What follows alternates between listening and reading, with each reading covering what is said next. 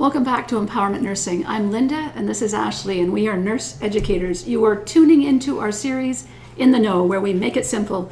Today we are discussing a temporary license, 5 points to consider. We invite you, as always, to subscribe.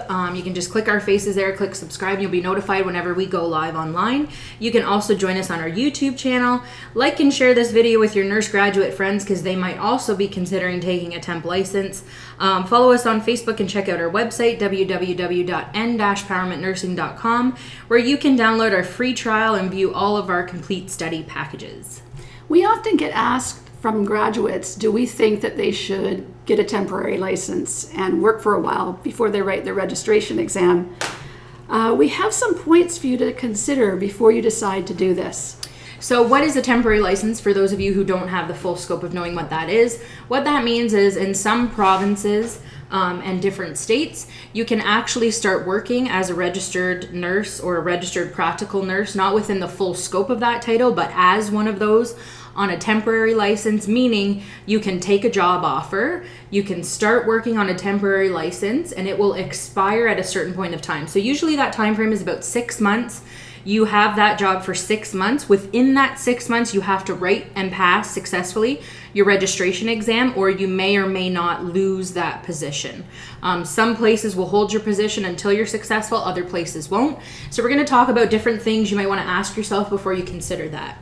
The first being, in order to be ready to write the registration exam, we personally recommend 4 to 5 weeks of full-time or equivalent study time. That means 7 hours a day, 5 days a week. So you're putting in 40 hours of study time for 4 to 5 weeks. And if you struggled through nursing school or you've been out of school for a while, you may need even longer than that.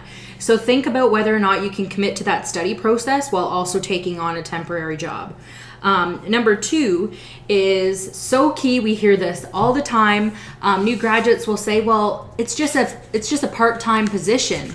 Keeping in mind, though, that usually you take these temporary jobs in June right out of graduation. So that is when all of the full-time tenured nurses are taking summer vacation. So we always hear, I was told it was going to be 2 shifts a week, and I ended up working full-time, sometimes more than full-time hours. I had no time to study. I was exhausted. Now I don't know what I'm going to do, et cetera, et cetera. So keeping in mind that part-time doesn't always mean part-time. Okay, that's a part-time job, part-time title, not necessarily with part-time hours. And the third thing is that it's difficult to say no to these shifts, right? Because you want the money, first of all, and also you feel obligated. You're on probation. You're a brand new hire, right? And you are putting that added pressure on your registration exam, which is already stressful enough, that now you have a job riding on that, right? Because you might lose your position if you're unsuccessful. And our fourth point to consider is that when you say no to extra shifts, you feel like you're jeopardizing that position in the future because you're on probation. So you're trying to present a good front. You want your current employer to be your future employer as well. So the job will still be there. If you decide not to take a temporary job, believe us, there are jobs and it will be there when you become registered. And finally, as you work, for instance, on a medicine unit, and you get very familiar with the kinds of patients that are on medicine, you get further away from maternity content, from pediatric content, from mental health content. As the weeks go by and the 1 month, 2 month, 3 months, 6 months, and you haven't even thought of maternity content, it just slips out of your memory and it becomes even that much harder to study. We've also seen graduates say, 6 months seems like such a long time. And in the beginning, you're just energized. You're working, learning everything you can learn, making the money, right? And then all of a sudden, your temporary license expires in 4 weeks and you haven't studied because you haven't had time because you've been working all these shifts. And then you literally have 4 weeks to write and pass or else.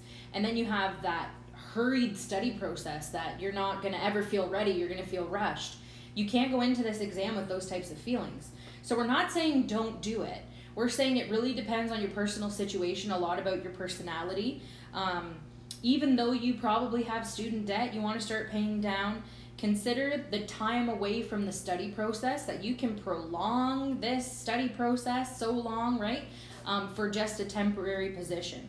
Consider your personality, your learning style, your memory retention, your financial status. Maybe you have other responsibilities such as children, your available time, your emotional well-being, the support from family and friends. You really need to make this decision personally. And employers are used to these situations. Employers won't take offense to you saying, I would love to take this job. Can you hold it for me until after I write my registration exam? They're used to getting those types of inquiries. So make this decision based on knowing who you are and what you need in order to achieve this goal.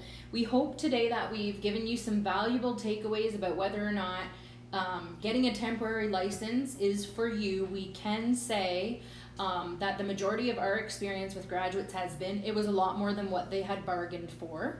And they kind of come to us scurrying at the end there, looking for guidance from us.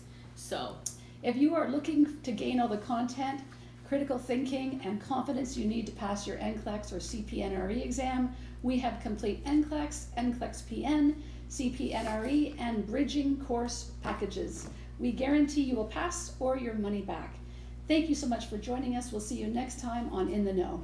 Bye for now.